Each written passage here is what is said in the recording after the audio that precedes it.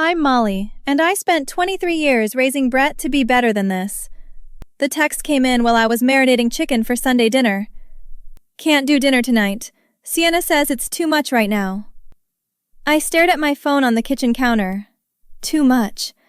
I'd been coming to Sunday dinner for 8 months straight, since they moved into the house I'd paid for. I called him. Mom, hey! What does too much mean, Brett? It's just, Sienna's been stressed. Work stuff. She needs quiet Sundays. I'm quiet. I bring food. I do your dishes. I know. It's not about that.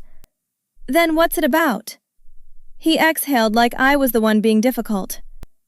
She feels like you're always there. Like we can't have our own space. Your own space. I turned off the stove. The space I put $160,000 down on. Mom, don't. Don't what? Don't mention that you couldn't qualify for the mortgage without me? That I emptied my retirement account so you two could have a house in that neighborhood? We're grateful, okay? But that doesn't mean you get to what? Eat dinner with my son once a week? You're making this harder than it needs to be. I sat down at my own kitchen table, the one I'd had since Brett was in high school. Did Sienna ask you to call me, or are you doing this on your own? Silence. Brett. She said it's been on her mind for a while, that you're too involved. I've been there 8 times since March. I helped you move in. I painted the guest room. And we appreciate that. But going forward, we need some boundaries. My chest felt tight. Boundaries. After everything I've done?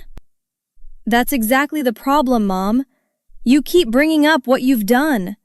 Sienna says it feels like you're holding it over us. I've never said a word about that money. You just did, just now. I closed my eyes. Because you're uninviting me from dinner, Brett. You're telling me I'm too much, after I gave you half of everything I had. We didn't ask you to do that. The words landed like a slap. You absolutely did. You sat in my living room and cried about losing the bid on another house. You said you'd never get out of that apartment. We would have figured it out. By when? You'd been trying for 2 years.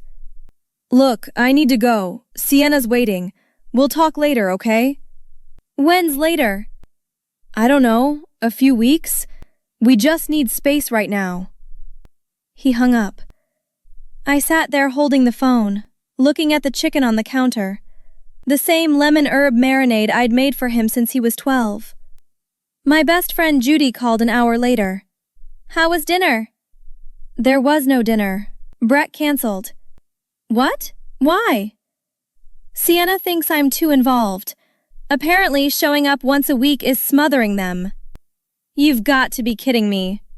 I'm not. And when I brought up the down payment, Brett said they didn't ask for it. Molly, that boy begged you. I was there. I know. So what are you going to do? What can I do? It's his wife. He's choosing her. He's choosing wrong. He's still my son. Judy was quiet for a moment. You know what this is, right? She's pushing you out. The money's in the house now. They don't need you anymore. That's not... I stopped. He wouldn't let that happen. Wouldn't he? When's the last time he called you? When's the last time he came here? I couldn't remember. Every visit had been me driving to them. 2 weeks passed. Brett texted once. Good, busy with work. That was it. I drove past their house on my way to the store. Brett's car was in the driveway, with a silver sedan I didn't recognize.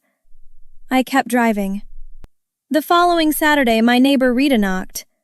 Molly, did you see your son's Facebook post? I didn't have Facebook. What post? She showed me her phone. Brett had posted a photo of their living room. Finally feeling like homeowners. So grateful we made this happen.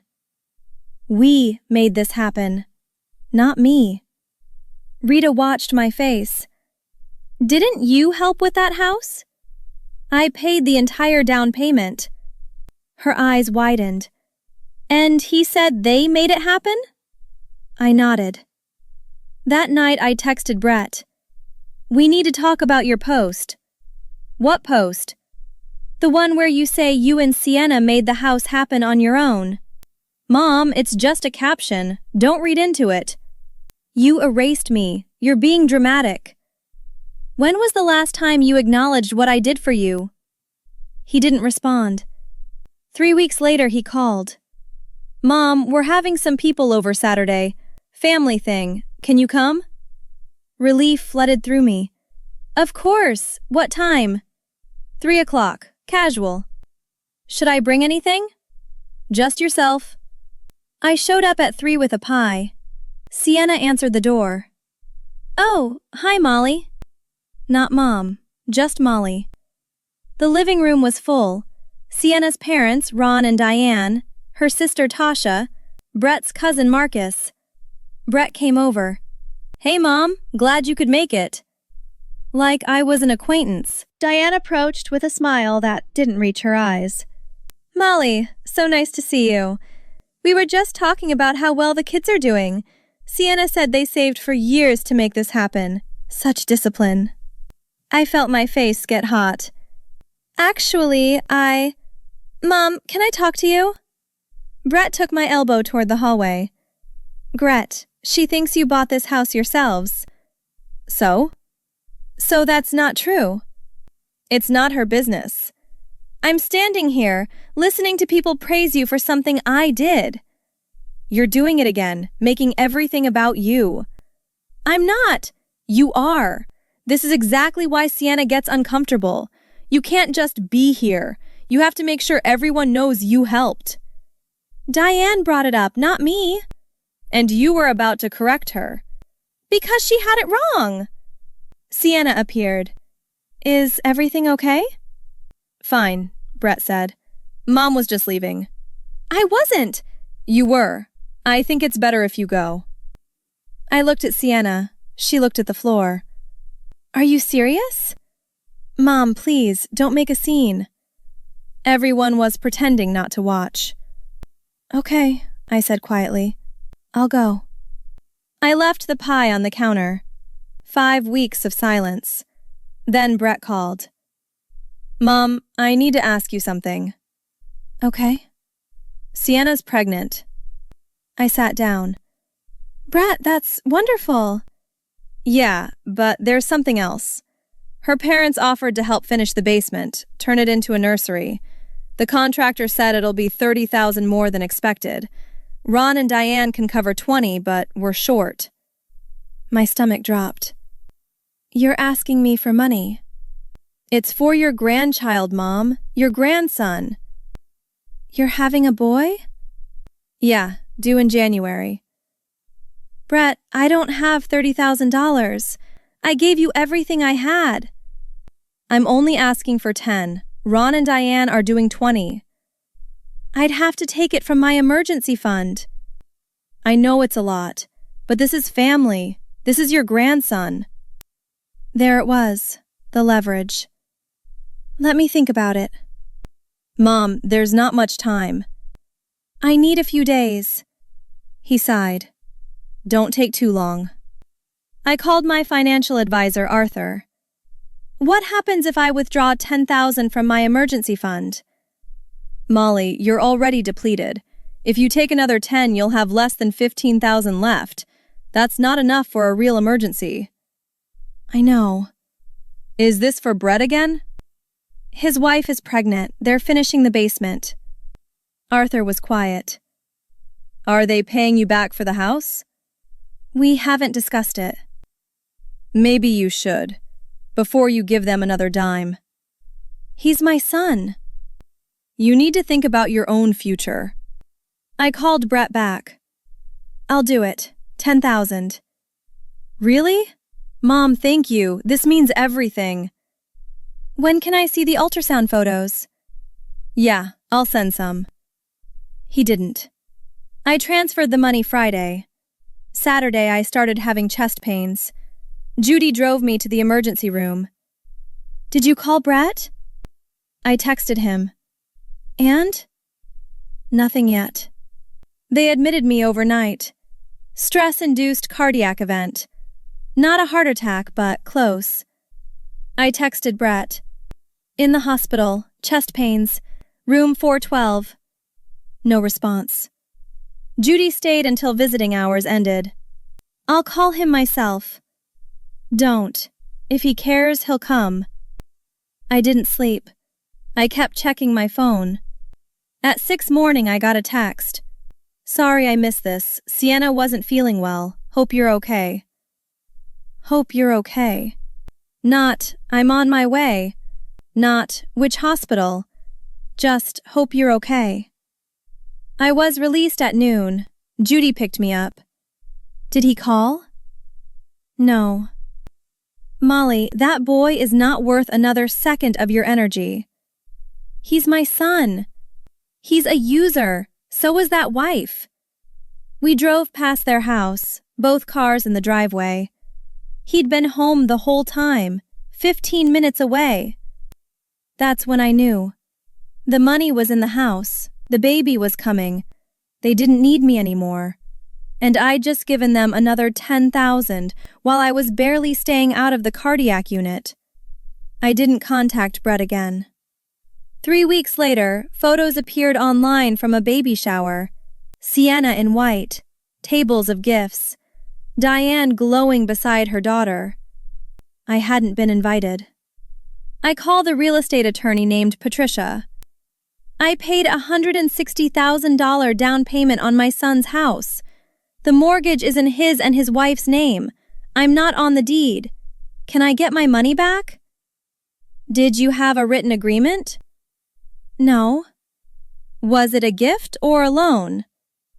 I thought it was helping my son. Did you tell him you expected repayment? No. Patricia was quiet. Then legally it's a gift. You have no claim. 2 months later, Marcus called. Aunt Molly, I need to tell you something. Brett and Sienna are telling people they bought that house on their own. Sienna's parents brag they're self-made. I heard Diane tell someone at church they didn't accept help from anyone. My hands went numb. What? They've erased you completely. Thank you for telling me. I called my accountant. I need to report the $160,000 as a gift for tax purposes. That'll trigger gift tax. I know, but I need proof I gave them that money. Then I created a Facebook account. Brett's page was full of photos, the finished basement, the nursery. So proud of what we've built together. Grateful for this life we created. Can't wait to teach our son what it means to earn what you have. Every post, a lie. I commented, beautiful nursery. I'm so glad the $10,000 I gave you helped make it happen. Deleted within 10 minutes. Then he blocked me. I sat in my house, my small house I'd never left because I gave my future to him. And something shifted. I wasn't sad anymore. I was done. I called Patricia. If I can't get the money back, I want everyone to know I gave it. What do you mean? I'm done being erased. I have bank records, transfer receipts. I want documentation showing exactly what I paid for. I can file a declaration of gift with the county recorder's office. It won't get you the money back, but it'll be public record. Do it. 3 weeks later, Brett called. What the hell did you do? I documented the truth. You filed paperwork that says we couldn't afford our house without you. You couldn't. That's humiliating. Sienna's parents saw it. Everyone can see it. Good. Then everyone knows the truth instead of the story you've been telling. You're being vindictive. I'm being honest, something you stopped doing months ago. I'm your son. How can you do this to me? You put me in the hospital, Brett. I had chest pains, and you didn't come. You took my money, erased me, blocked me online, didn't invite me to the baby shower. Don't ask me how I can do this. Ask yourself how you already did worse. Silence. Is there anything else? I asked. I can't believe you. The feeling's mutual. I hung up. 2 months later, the baby was born. I found out through Marcus. Brett never called. I'm not on the birth announcement. I'm not in any photos. As far as their life looks online, I don't exist. But the public record exists. Every time someone searches that property, they'll see my gift declaration. The 160,000, the 10,000 more, they can't erase that. I see Judy twice a week now. I joined a book club. I'm learning to stop waiting for my phone to ring. Some days I think about my grandson, and it hurts. Other days I remember Brett saying, "We didn't ask you to do that," and I know I made the right choice. The money's gone, the relationship's gone, but I'm still here. Judy asked yesterday, "Do you think he'll ever apologize?" Maybe, when he needs something else. And if he does? I looked at her. I'll tell him I hope it works out, and then I'll close the door. She smiled. Good. We sat drinking coffee in my kitchen, the same one where I got that first text. I thought I was too much. Turns out, I was just enough for people who deserved nothing. Judy was looking at me. You okay? Yeah, I said. I really am. The question I keep asking myself is this. If your own child can look at everything you sacrificed and decide it's not worth a single Sunday dinner, at what point do you accept that some people will take everything you have and still convince themselves they earned it alone?